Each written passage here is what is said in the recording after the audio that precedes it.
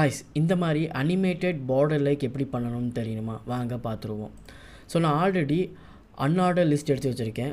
லிஸ்ட்டுக்குள்ளே home about contact போட்டிருக்கேன். Okay, so இப்போ ஸ்டைலிங்கில் important ஆனது மட்டும் பார்க்கலாம். ரிமைனிங் எல்லாம் நார்மல் ஸ்டைலிங் தான். ஓகே, எல்ஐயில் பொசிஷன் ரிலேட்டிவ் இருக்கணும்.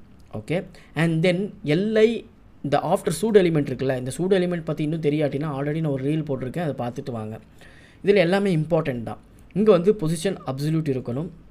அண்ட் தென் இந்த பாட்டம் இருக்குது பாருங்கள். இப்போ நான் பாட்டம் கொடுக்காமல் இருந்தேன்னு தெரியுமாவும், நான் ரீலோட் பண்ணி காமிக்கிறேன். ஓகே, இப்போ பாருங்கள் டாப்பில் வரும்.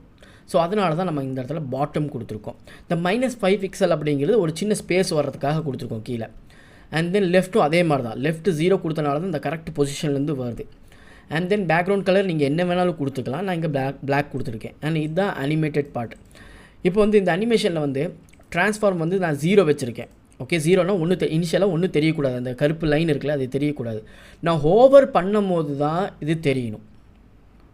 ஓகே, இப்போ உதாரணத்துக்கு நான் இங்கே வந்து 0.5 கொடுக்குறேன்னு வைங்களேன்.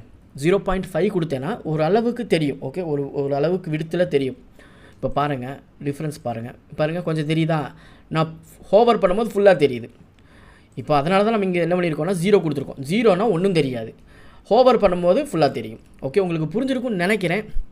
இந்த மாதிரி கண்டென்ட் கண்டிப்பாக ஃபாலோ பண்ணிக்கோங்க. நெக்ஸ்ட் வீடியோ சந்திக்கிறேன். பாய்.